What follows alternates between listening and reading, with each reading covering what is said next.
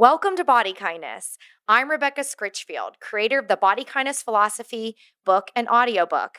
I'm here to help you create a better life by reinventing health from the body oppressive, shaming, and you'll never be enough type of mindset to positive and joyful ways that you can spiral up your energy, mood, and your well-being at any size, shape, or weight, and as you are right now. Get started for free at bodykindnessbook.com/start.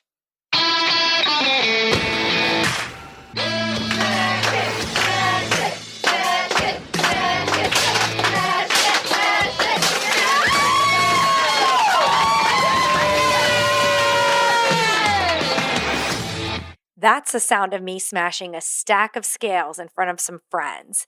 And I have to say that breaking up with the scale and all the other ways I was judging, monitoring, and measuring my worth was absolutely pivotal in my life. Creating the Body Kindness philosophy and letting myself be a human being again helped me become a better mom, a better clinician, and a happier and healthier person. I believe we all have a right to decide how we want to care for ourselves, and I think we all need support in figuring out what that looks like. You don't have to do this alone. There's a whole community of like-minded people who are fed up with diets, who are embracing intuitive eating, and who are completely redefining their lives from body shame to body kindness. You are not broken. Our culture is. Find your inner caregiver and create a better life with body kindness.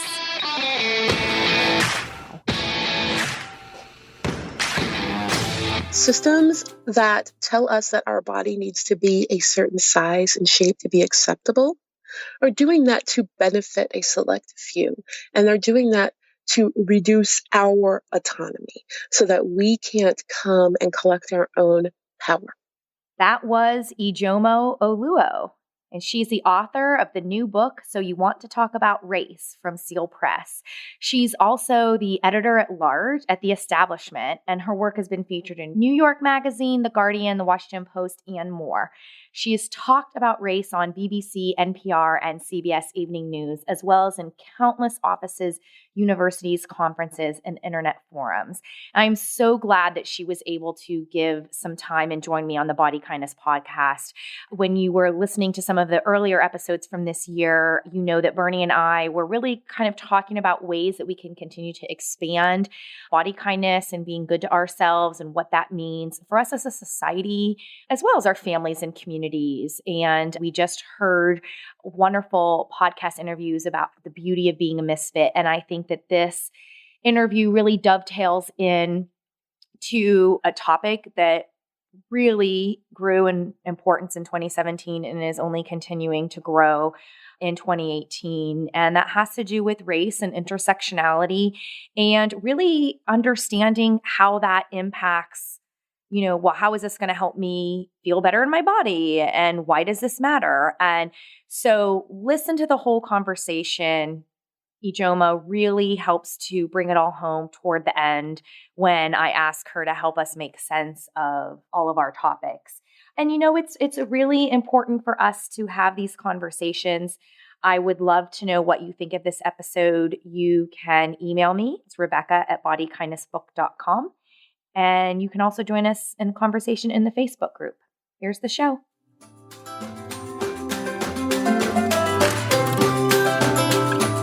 Ijeoma, welcome to Body Kindness. Thank you so much for coming on the show. Thanks for having me. Well, I want to start our conversation today with acknowledging my privileges, which I don't do often on the podcast. There was another podcast episode where I was talking with a fat activist, and we talked about the importance of acknowledging our privileges. So we did it on that show, and I feel like it is really important as we enter into our conversation today that I start with that. So I am a white cisgender female with a college education and health insurance. I have a home. I don't have to worry about food, and I've got disposable income and a job. And I would say the one thing how that's different from my past is growing up I did not have health insurance, and we had some government food assistance. So I have some experiences with lacking those privileges, but that's not at all what my life is like today. And so I wanted to start by sharing that with you. Thank you. I wanted to ask, because I know in your book, so you want to talk about race, there is a few chapters in about privileges and about checking your privilege. So I wanted to start there and ask why acknowledging our privileges are important for us as a society and as a culture. I think one of the main reasons why I've always been drawn to it and why it's helped me a lot is I think we have this narrative where we're always like, oh, walk a mile in that person's shoes, right? Mm-hmm. And this idea that you would have to be able to empathize in order to respect someone and believe them and listen to them. And what I think it's important to acknowledge is that there are always limits to empathy. Empathy is still run through the filter of our own personal experience. And so what I like to kind of default to is just believing people and respecting people, and to be open to the ways in which our lived experience is actually stopping us from believing people and seeing other realities and other possibilities for how things work. And your privilege is one of the main roadblocks to that. And I think that, beyond putting yourself in someone's shoes, I think it's important to look at where you can't and then decide, whether or not you're going to take that leap and trust someone. But you can only do that if you stop and really do that exercise to look for what you've been missing. And exercises at looking in privilege really do help point that out. Mm-hmm. Yeah, it's reminding me of and it's dawning on me that I neglected to acknowledge it as a privilege just a second ago, but is being able-bodied. So I'm a health at every size dietitian and exercise physiologist. Like I wear this hat of self-care and nutrition and well-being. And I love helping people to see a weight inclusive aspect of that. But I recall, when I talk about movement, I'm always talking about like the positives and doing something joyful. And I've really been reflecting that movement, regardless of size, it's not even a size related issue, right? At any size, you can have pain with movement and you can feel this disadvantage because everywhere you hear about movement and, just walk for joy. Well, if it hurts to take steps, then that's not accessible to me. And so that is something that recently in the realm of just even talking about non-weight loss related exercise, right? Like it's just naturally, we can reframe this and find ways of joyful movement. But for able-bodied people, and you're also making the assumption that someone isn't dealing with pain. And I actually get a lot of questions from people who feel like they're trying to do yoga and the poses are being taught by mostly thin white women. And so they don't really feel like that they understand what it's like to be in their body. In their larger body, or, somebody who's like, yeah, I have thin privilege, but I have fibromyalgia, I have pain, and I actually hate exercise. So your recommendation doesn't really work for me. Yeah, I do find too also that I think a lot of times there's this impulse, especially if you have a larger body, to kind of funnel that sort of there's a lot of moralizing behind thinness, and people like to kind of treat thinness as a moral victory. And I think a lot of times people want to funnel that into activity and say, oh, you don't know me. I walk 10 miles a day. I do all of this. But I'm a champion.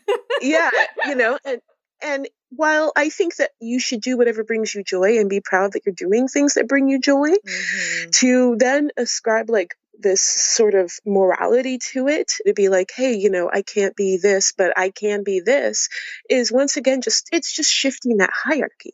And there's always going to be people who are going to be left out of that.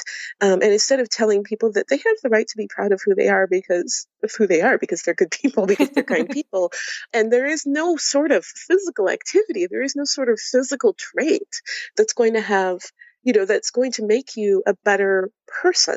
If something makes you happy, it can make you a happier person, but that's going to vary. And I think that a lot of times we shift that and say, no, I'm better. And it oftentimes is one of those, I'm one of the good ones. And and we forget what we're actually saying on a broader scheme. And we're forgetting that we're actually still kind of reinforcing that very same messaging, that there are things about our body that we have to do to be acceptable people, to be good people. And if physical activity is done for any reason other than I would say like your job, if you need it to survive, or something that brings you joy, and instead you're putting this kind of moral value to it, or using it to kind of replace the moral value that people like to place on thinness, then you're really not actually changing the dialogue at all. You're just shifting that burden onto a different group of people. Yeah, it reminds me of when I came to understand about healthism, right? And that like, oh, well, the most important thing you could be doing with any amount of spare time you have is working on your health. Or, oh, okay, in the fat acceptance movement, well, okay, but as long as you're healthy, right? And so I can relate to that sort of reframe. Well, nope, you're just painting the bar a different color. You still have that same bar of what makes you a good and worthy person is some sort of external criteria that judges good and bad. And that doesn't really liberate anybody. Yeah. Well, I would love to talk a little bit more about your wonderful book. So you want to talk about race, and just starting with, why did you write it? I wrote it. My agent actually brought it to me first. I have an amazing agent, Lauren Abramo, and she was fired up. Like, she found me before anyone knew who I was. And she was like, have you fired ever up, ready to go. Yeah. Oh, yeah. She was like, have you ever thought of writing a book? And I was like, nope. And she was like, I really think you should, give some advice on race. She's like, she was a fan of my work. That's when she came to me, and she was like, I feel like you explain things in a way that people hear it in a way they don't hear other things. And I was like, no, that doesn't sound like fun. Like, that really, I would really rather not. The work I do on race is done mostly out of necessity. And I was like, I don't want to sign up for 70,000 words of, basically, I don't want to become the white people whisperer. That doesn't sound like a good time. And I pretty much was like, no. And then she was like, well, can you think about it? So I said, okay, I'll think about it. And then in the meantime, as I was thinking about it over the coming weeks, I noticed, people do come to me a lot with advice on talking about race, and oftentimes in this kind of hidden secret way where they're, creating fake throwaway email accounts. I'm ashamed to ask this, but ... Exactly. And I think a lot of times, people think that, having over 400 years of race being one of the defining issues in our nation, that we would know what these terms are, that we would have better ways of talking about it, that we would know everything. And people are so ashamed to admit that they don't know a lot of these basic terms, that they don't know how to talk about what's happening. And I was answering these questions over and over and over. And then I said, well, maybe there is something here. And so I put out a couple calls on social media asking, what are some questions you have about race? What are some issues you have when you're talking about race? Just to see if, the response I get would inspire me in any way.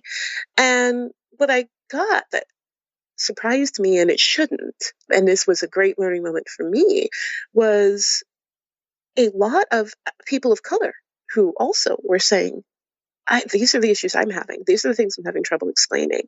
And that's when I knew I could write this book. Yeah. Because what I realized, the way that my brain works, part of the reason why this job has been so successful for me, why I've been able to do it so well, is I've always been kind of a systems thinker. I've always been able to kind of look holistically and kind of zero in on root problems that affect a lot of different areas of society. And that is a unique skill.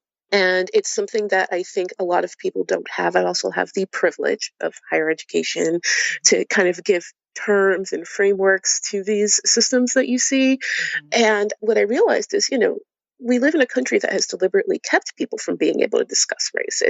You can't uphold systems this brutal and this unfair if everyone knows what it is and everyone knows how to talk about it, and everyone has language for it, because that's where the brutality of it really is visible, and it's empowering to have language. And so, of course, it would be kept not only from those at the top of the pyramid who need that ignorance to continue to play along and not feel bad about how they're benefiting, but also from those who are being oppressed by it. And that's when I realized, yeah, no, I can write this book.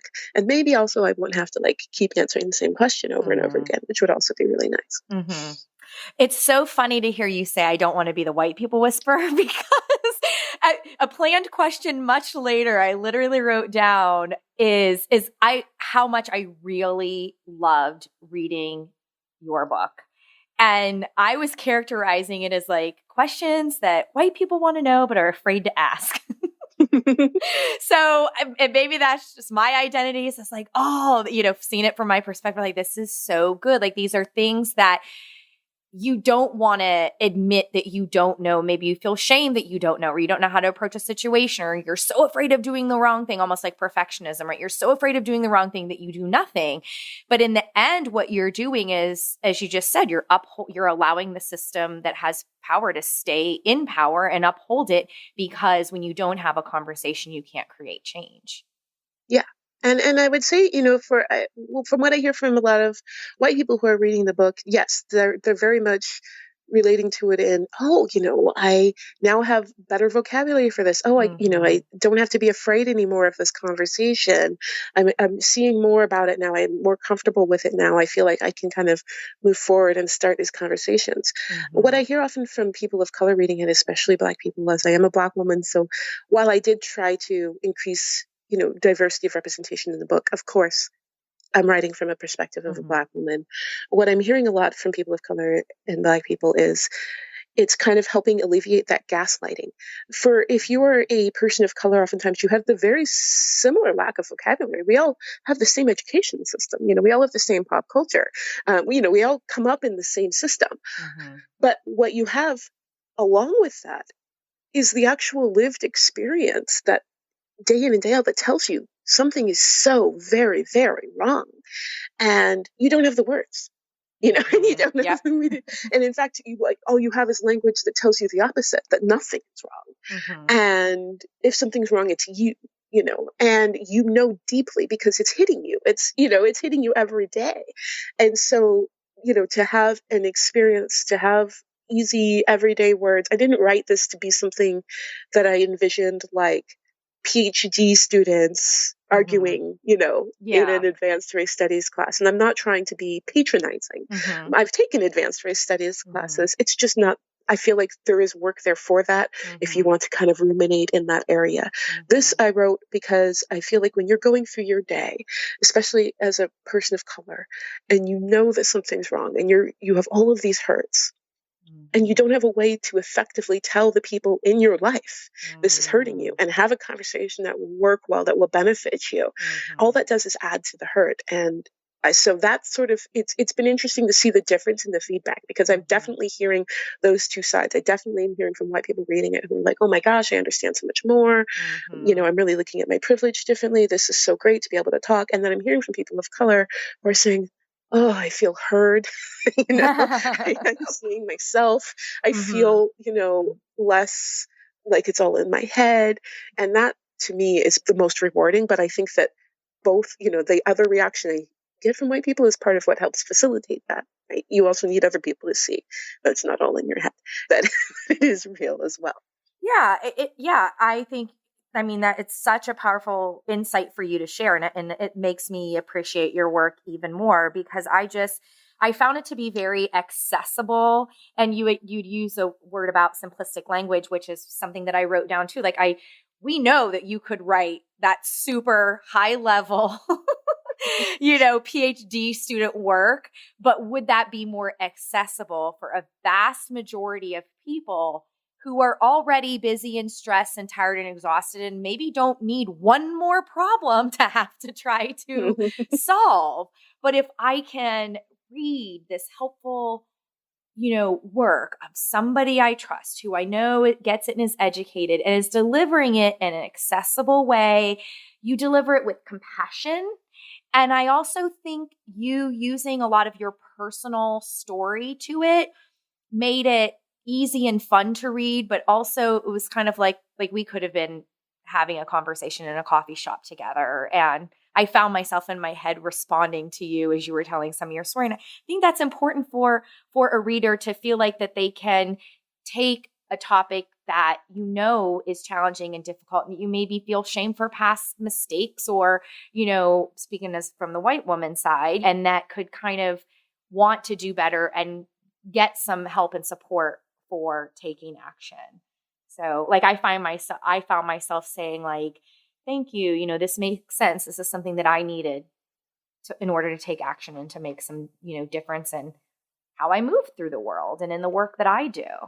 Oh, that's great to hear. Yeah, no, seriously, thank you. I hope the listeners go out and pick it up. And I mean, anyone, if you talk to people, I think it's an important topic. It's not, I'm a mom of 2 young girls, and without question, as I've learned and grown, I've known, don't, like, when we go to the store, and they're going to pick something out, I'm like, pick any toy. I would not stand in the way if they picked out a toy that had a black or brown body. I want them to pick what they see and would like to have. I actually take steps on books, like I love that they can find books where they're inspired by girls and women, but I bought a bilingual book, right? And where there's, people of color in it. And it's just like, I know I have limitations, but I also know that it's important to not just present to my white daughters one picture of what an accessible, inspirational woman should be. There's a really good children's book about Rosa Parks. And so buying that to help educate them, but also, at least I hope I'm making a difference to let them know that diversity and inclusivity is important in many ways. And I think if you don't know what you don't know, so you could be a parent and read this book and see, okay, how does this help?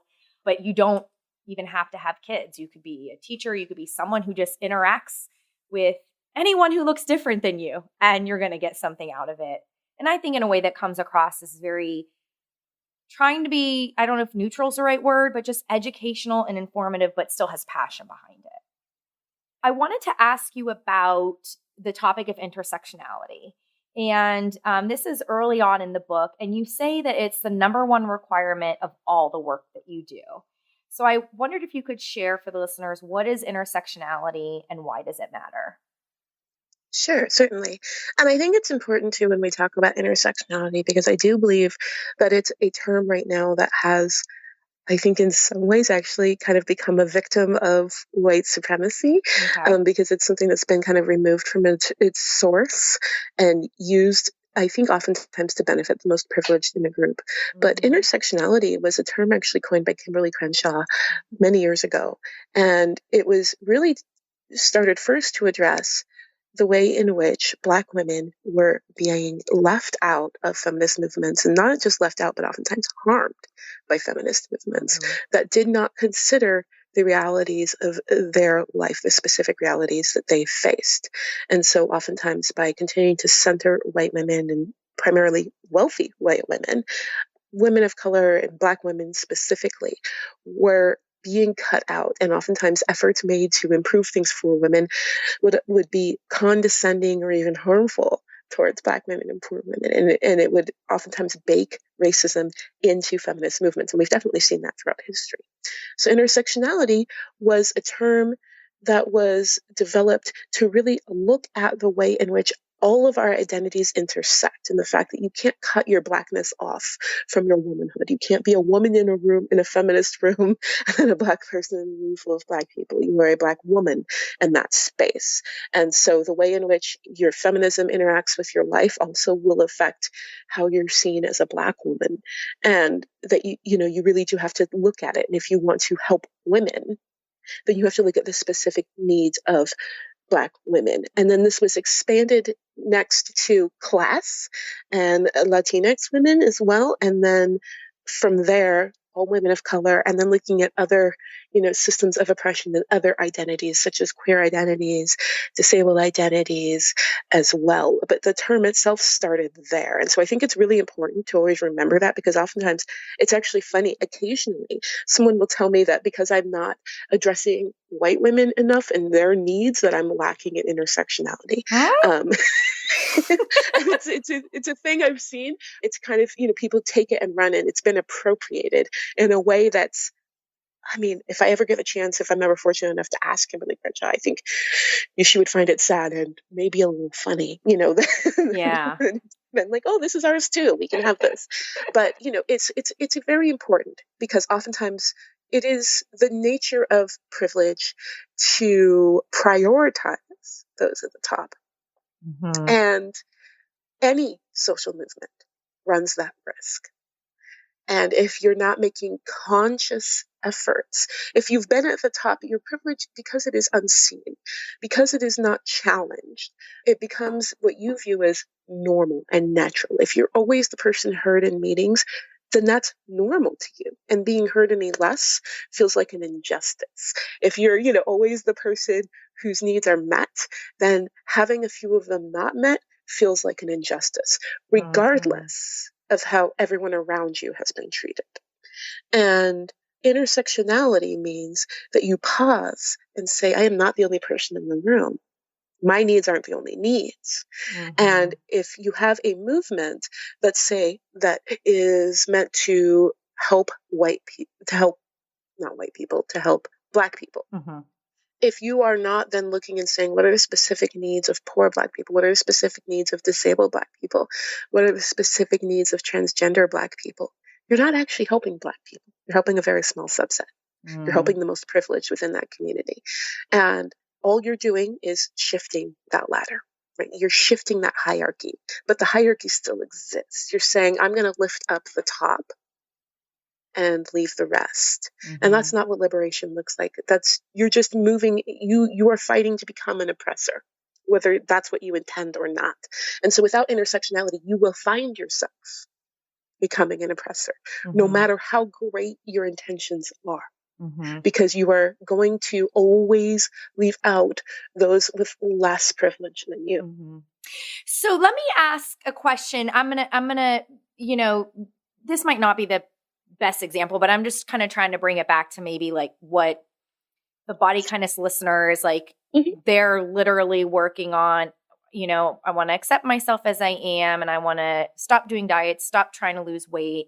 Right. And so they have thin privilege, right? And so they're doing, it's like body positivity, eat whatever you want, right? If they're not centering voices of fat women of color, right, then their movement for body positivity is being limiting and exclusive.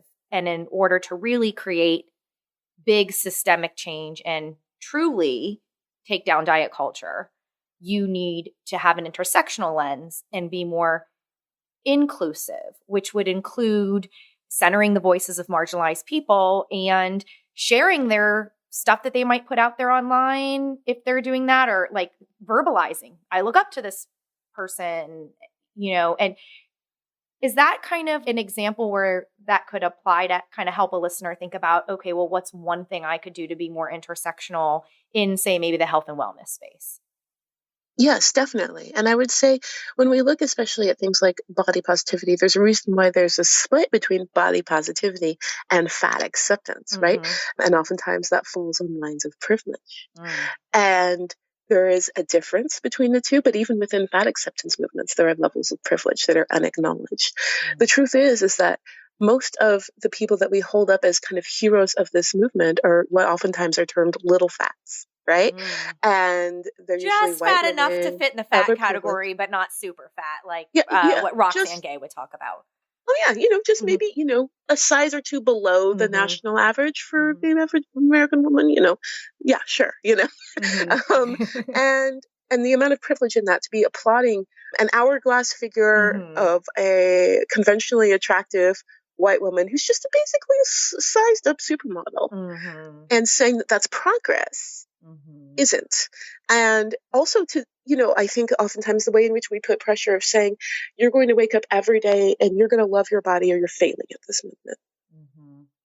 And it really depends on if you're going through your day And occasionally you get a little side eye, occasionally, and I know the message is devastating to people of all sizes. Mm-hmm. But the messaging around fatness, when you can't ride in an airplane comfortably, when every public event you go to, you have to wonder about seating, right? You have to wonder how many stairs they are. All of these things, because the world has shown that they are hostile to your body, and they will build actual physical barriers to your body. Yeah. Then starting with, you know what, if you're not ecstatic every single day, you're failing at this movement. Is an incredibly privileged place to come from. And to say, oftentimes I see people who are kind of new to this, and they'll post, oh my gosh, it's so great. This size is, this brand has extended their sizes to 16. To 1X. Yeah. Thanks, but I know.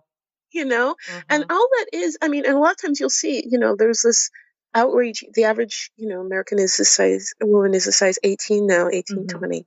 And so then there's this weird outrage of like the fact, it's absurd, right? That many clothing lines won't actually clothe what is quote unquote the average American woman. But then to center that as the end goal, you're just basically saying, let's shift, what we view acceptable to this cutoff of 18, to this cutoff of the majority, and let's continue to leave everyone else behind. And so I do think it's important. And when we talk about things like health, and when we a lot of times talk around ending diet culture and instead like focusing on eating what gives you pleasure, right? And all of this forgets that financially, that's really not possible for a lot of people. And, if you live in a food desert, right, focusing on, life-giving whole foods and fresh vegetables and fruits, not really possible. And so I think it's really important that we always look at that, and also culturally maybe not as desirable, and that we look at all of this, right, and start listening to everyone and asking those who are going to be the first to lose in any kind of step forward, the first people left out, saying, no, what do you need? Start with them. And we start with the most marginalized people in our society, including our body positivity and fat acceptance movements. Our needs will be met eventually, right? My needs as a quote unquote little fat will be met eventually if I focus first on those who are always left out, right? On those whose needs basically to even be able to get through a day in public life are every day hampered by this society that is so incredibly hostile towards fat bodies. If I focus on them first, my needs will be more than taken care of, and I won't be oppressing and harming other people, And I think that it's important that we look at it that way. Yeah, no, I hear you. And it's something that I really drew out of your book. And I want to say that it was in the part on privilege and checking your privilege and unexamined privilege. But you had this good frame where it was like, see it as an opportunity to do better and as an opportunity to do more.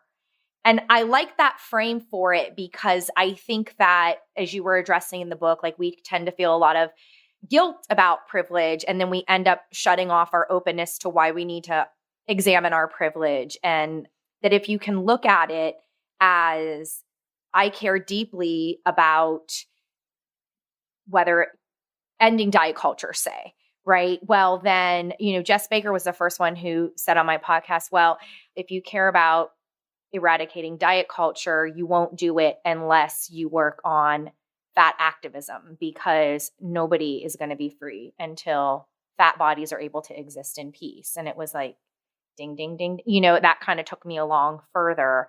And this idea of, you might start to, they might read the book, or you might start to kind of look at your stories and the topics, and it can be hard or painful to read, and to try to look at as a frame of like, you're going to accomplish more of what you want if you are inclusive. And as you said, think about the people. Will this work for the people who need it the most? Because the solution you come up with will end up benefiting everyone else with more privilege than that. Is that the gist? Yeah, definitely. I like to think of it oftentimes as a room you are in. Mm-hmm. right? Your privilege is a room you're in, and it's a room that other people aren't in. So while you can look at it and say, man, it really sucks that there aren't more people in it, you also say, but I'm here. And that's an opportunity, right? That's an opportunity to speak, to say things with the people who aren't here, and to reach out and pull other people in the room. You're there. If you're outside the room, you don't have that chance. Mm-hmm. And if you're in the room and you're not asking who's not here, you're giving up that chance. And so while, yes, you will feel a pang when you're examining your privilege, I think oftentimes because you start thinking of all of the times you didn't do something and then you were a part of the problem. Mm-hmm. But then you can stop and say, but I'm here. Mm-hmm. And you're here. And now what are you going to do with it? Mm-hmm. And you can't have one without the other. You can't say, I'm going to ignore my privilege and then also do something great with it. Because, it's just not. Maybe in your own mind, I'm accomplishing amazing things in my head, but yeah. And it's a wonderful opportunity. Once you kind of get over that initial pain, then you have something to actually really be excited about. Once I started realizing, like, as a public speaker, that my not being disabled is an immense privilege, not only in, access to buildings, but the fact that, I just get a lot more opportunities. I am asked to speak on issues a lot of disabled people are not asked to speak on. And once I realized, it really hit me. It was a gut punch to realize I had gone that long without actively acknowledging it in my work. Like I even after, saying I'm going to put concrete efforts at looking at ableism in my writing and, looking at it at the establishment, and we're going to really try and address it. It still took me a while to realize that, like, how I was making my money, part of that was, I was benefiting from an extreme amount of privilege, and realizing that, I had gone years of sitting on panels talking about all sorts of feminist issues and issues on race. And not once had I asked, how many disabled people do you have on this panel? Or what sort of sign language interpreters do you have? Do we have descriptions for any images we're using in slides? That I had gone years without asking that question. Of course, I felt horrible, especially because this is my job. But then I was like, oh man, now I have this whole other set of opportunity to put my words into action and to actually work, and actually help make a difference because I'm in that room. Yeah, I can really relate to you within my own field as a registered dietitian. I mean, this was literally in the last 4 to 6 months, and I can't believe that it is such a recent epiphany, because I've been a dietitian for over a decade. And I remember, since first changing careers to go into nutrition, hearing about diversity needed in the field and hearing that it was something that our Academy of Nutrition and Dietetics cared about. And then I was going to be on a speaking panel about opening the doors to the right rooms in helping people get treatment for binge eating disorder. And I was examining our profession. And when I looked at the recent stats, we're basically almost all white women, like in the 97% category. And I'm thinking about it. I'm like, I live in Washington, D.C., and there's so much diversity. And I can probably count on my hands how many people of color I've had as clients. And I'm sure there are things that I'm not doing on my website and marketing and all this stuff, but it made me go, what am I actually doing to bring more diversity to the field? And that was the first time I publicly said something, and I started having some conversations, and I actually connected with a fellow dietitian. She's a female, she's a Black woman, and she came up to me and said, I was giving a talk about meeting clients where they are. I mean, it was so radical for dietitians, and all it was like meeting people where they are for their food preferences, and we don't have to be the food police. And she came up to thank me for including a Black woman with a photo in my case studies. And I just looked at her and said, the fact you even have to say thanks just goes to show you the depth of the problem. And we just kind of sidled together at the bar, got a drink, and just started talking one-on-one, openly and honestly about it. And she said, you're the first person that I ever felt remotely safe to say what I really want to say. And it was then I knew, kind of like that fire that you're talking about. I was like, okay, this is the exact situation of what you're learning about intersectionality, and that you are in a position of power. How can you two collaborate and work together to start to break down these barriers? Because everything that you care about in eradicating diet culture is held up by the fact that there is lack of diversity even within your own field. So I do think it might be hard for people to think about, but what can I do about it? But you don't necessarily know all the answers when you're opening up your mind to understanding, okay, here are all the things I need to understand and accept and embrace about race. But something will happen with you and it will click. And just like with you and your speaking and seeing that as an opportunity, that is what happened with me. And it's even simple things like finding other people who we think are open to the need for diversity and inclusivity. Another dietitian was like, we need more fat dietitians. I was like, yes, we do. And so it's like finding your people and just kind of coalescing around. So what are some actions that we can take? Because you got to start somewhere. And so, for example, Tamara and I are going to co-present in some dietetics speaking opportunities to just bring the issues to light in a different way. Because within our profession, like from the management membership organization or whatever, like they've been saying the same shit for a decade. And they'll keep doing it without any real change taking place. That's wonderful. And I think everyone can start to look every day. You think what starts breaking down kind of the mysticism of it and the fatalism of it is when you look at everyday opportunities, when you look and say, how easy was this for me? Who would this be less easy for? How can I change that? You're going to find endless opportunities, no matter what your field. If you're working in accounting, it doesn't matter. Even in your social circles, you're going to find endless opportunities to actually make change and live your values. Can you give a couple of points of where to start? Like, do you start with a one-on-one conversation? Do you go to HR? Do you ask for your diversity and inclusivity policy at work? Like, do you do something in the schools? Like, what would be a few action items that anybody could take if they know they want to do better? I think, it really depends on where you are, where you're at. I would say definitely, like, my mom is a union officer. She works for the state. She has for about 20 years. And she's just, a 60-something-year-old white lady. And so she's made it an effort to, every union meeting to ask where they're making, race issues and diversity in hiring part of their union charter. And she asks every time she's in the room, she can say it.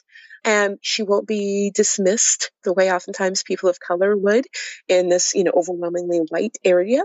And she just keeps hounding them, and gets it added in and reaches out, asks questions, asks why they don't have more union reps of color, asks what their plans are to increase the staff and management of color.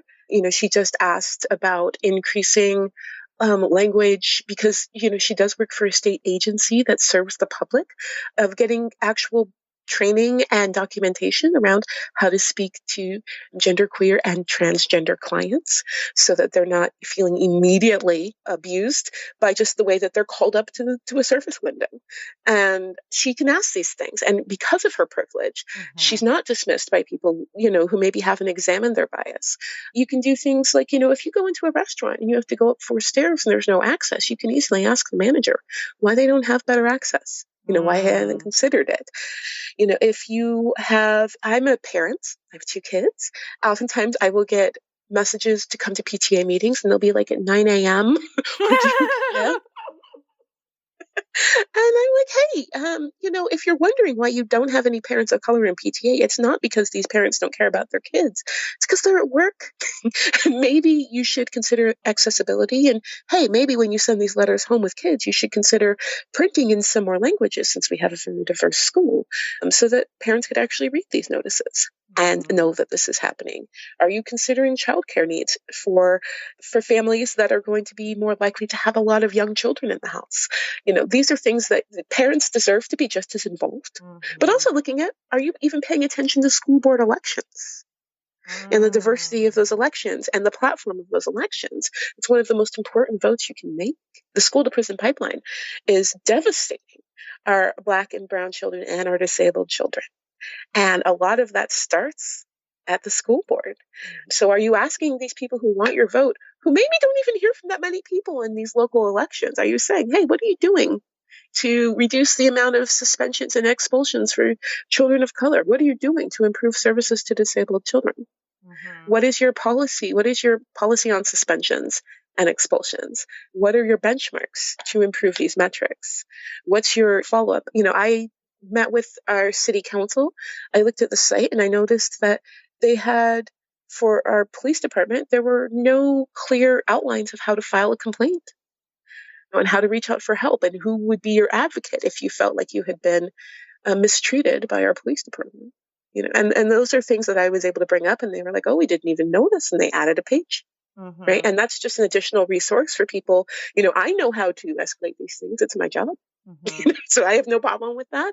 Right. But because I do, that means it's going to be easier for me to look at it and notice what's missing. Mm-hmm. And these are all, everyday things that you can do. And if you're in a meeting and you notice that it's only, it's always like one white man or one, thin, attractive white woman who is asked what they think or who feels confident enough to raise their hand and say something, ask a person of color in a meeting what they think. If there aren't any in the meeting, ask why they're not in the meeting.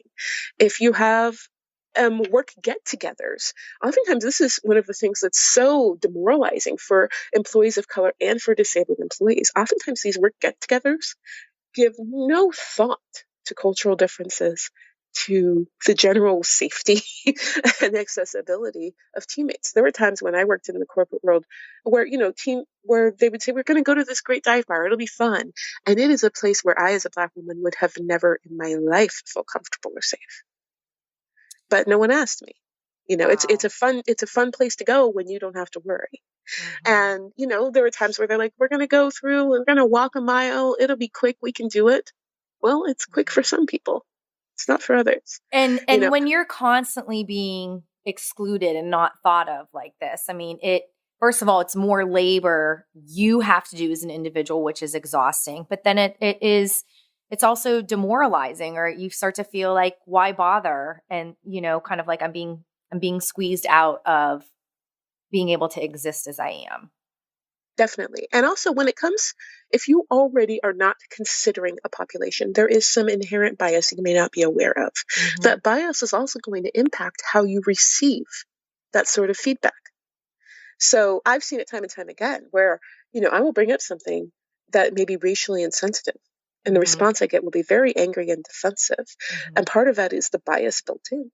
But then a white guy will stop in and say basically the same thing. And they'll go, oh, good point. I didn't think about it.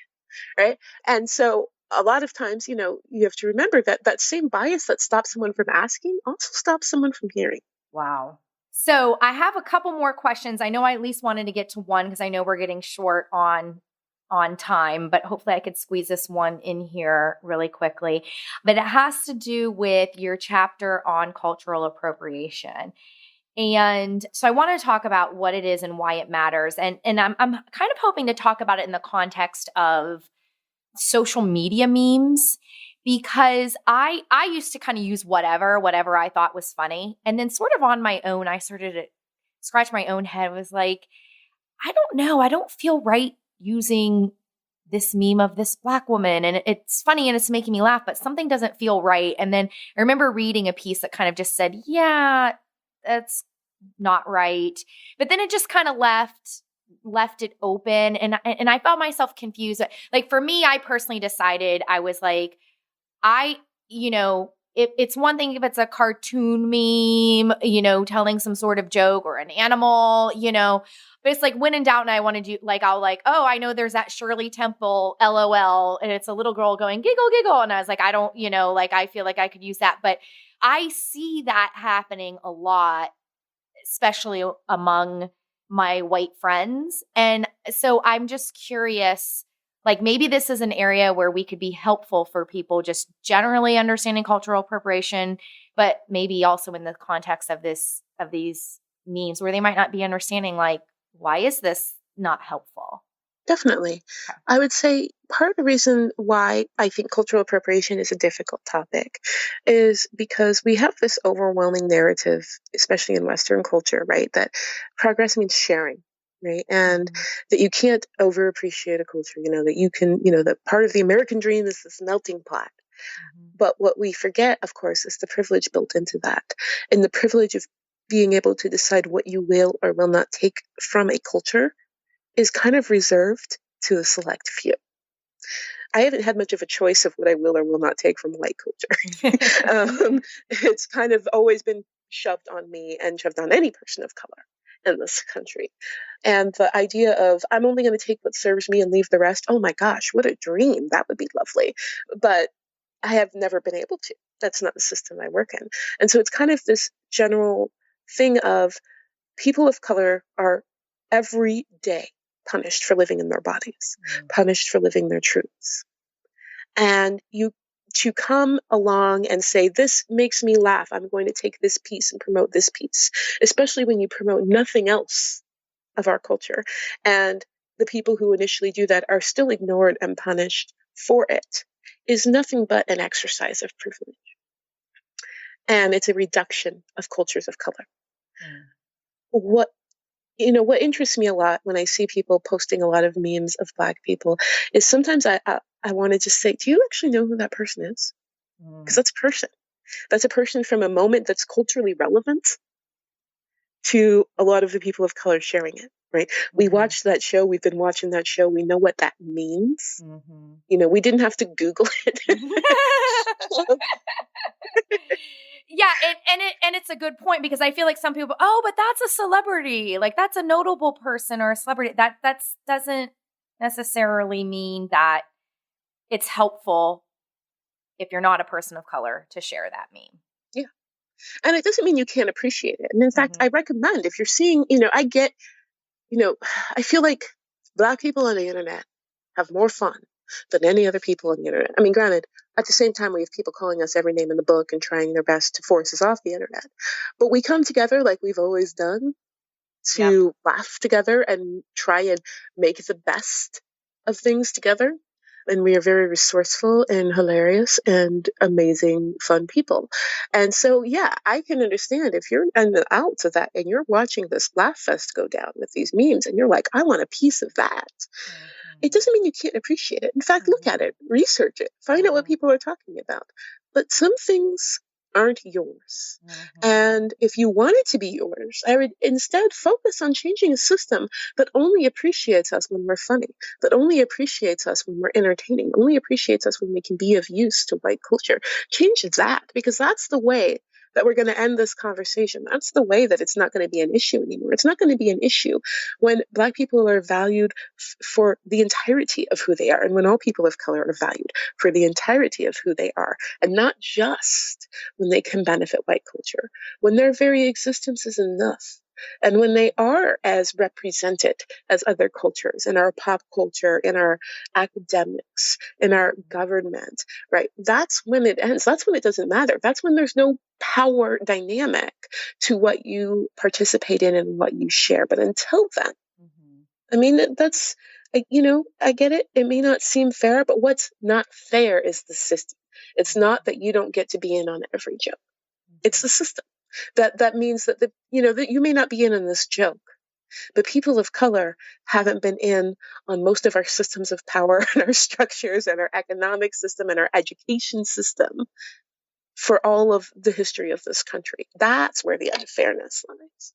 Well, and it reminds me about like the role of being an ally, right? So you can appreciate it and feel that there's a benefit out of it without kind of like taking credit for getting to use this, So one of the things that I do is expand who I look up to, right? And diversify and follow work. It could be blogs or articles or, and it's like I choosing to reshare others on Instagram, right? And making sure you do the repost so it pulls their tag and originally what they said and share what you like about it, why you think it's relevant or how it impacts you and your interest in seeing more from this person, right? So they get the benefit of amplification from their hard work, and you get the benefit of being inspired by their work and then sharing with others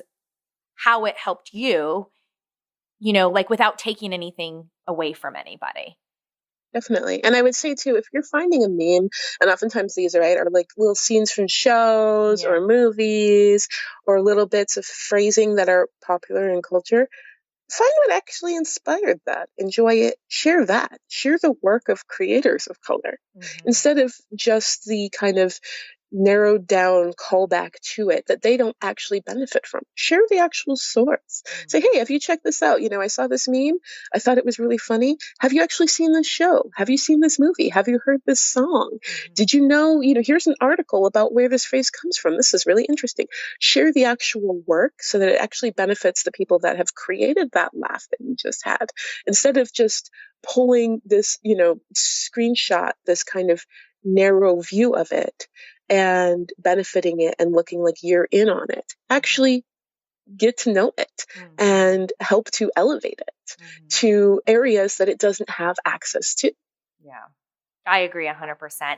Before we go, and this is probably not fair asking for a top line answer, but for the listeners who might be following along and just saying, okay, so how does, kind of like in my day to day, I'm just trying to look in the mirror and not hate what I see. And I'm just trying to resist calling up Weight Watchers, in the new year.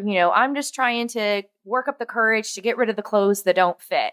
And now you're throwing all this stuff on me and like, how does it help me today? Or why does it matter today? Can you help kind of sum up why for any listener who is trying to eradicate diet culture, work on body love and appreciation, get more out of life besides working on themselves?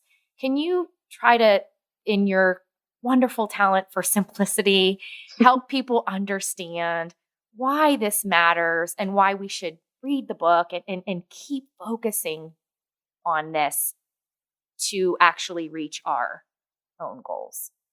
Definitely. I would say it's important to remember that all systems of power and privilege come first for our autonomy. And systems that tell us that our body needs to be a certain size and shape to be acceptable are doing that to benefit a select few. And they're doing that to reduce our autonomy so that we can't come and collect our own power. This system functions in many different ways. And the size of our body is one, the color of our skin, how we live in our skin is one, what we do with our body as women and femmes is another. These are all parts of systems of power and privilege. And if what you want to address is that system, because it will come for you in multiple ways. And if we say all we are concerned with is making sure that I feel better today, walking around in a larger body, the system is going to funnel that need for power into another system of oppression, because what it wants is to maintain its power over you. And so if you're not looking at the system, if you're not looking at oppression wherever you find it and fighting it, if you're not looking at your privilege and using it to destruct systems of oppression, it's going to find you somewhere else. And what you actually have to do is start pulling apart oppression and looking at it all as oppression. And that means that you can't let part of it go, and you can't say, I'm only going to stop where it impacts me. You're still leaving the system of oppression intact. And so it's really important to look at that and look at where we play into that system of oppression. So if you're fighting for your own liberation, but at the same time, you're not looking at how you are contributing to the oppression of others, you're not even fighting for your own liberation, because you're leaving a system in place that is wily and creative, and it's going to find its way back to you in another aspect of your life. So if you want to truly be free, that means that you're going to start first with your privilege and use it to actually pull apart pillars of oppression, and it will free you. and it will free others. But we have to realize that these things are all connected. And the way in which we tell Black people to do their hair in a way that's accessible is in very many ways the same way in which we tell fat people that they need to starve their bodies in order to be acceptable. And that we have to address that core oppression, and we have to find it in more than just the area that affects us right now if we ever want to have a free society. That's beautiful. Well, the book is So You Want to Talk About Race, Ijeoma. It has been so wonderful to have you on the podcast today. Where can folks get in touch with you? And I assume the book is available everywhere. Yes, it comes out next week and it's available for pre-order everywhere. And I highly recommend that people buy it and read it and use it in their day-to-day life. Mm-hmm. And you can definitely find me on social media. Everything is under my name. Twitter is probably the first place to look for me, but I do share everything I write on Twitter and Facebook. Well, thank you so much for coming on the show. Thank you so much. It was a pleasure.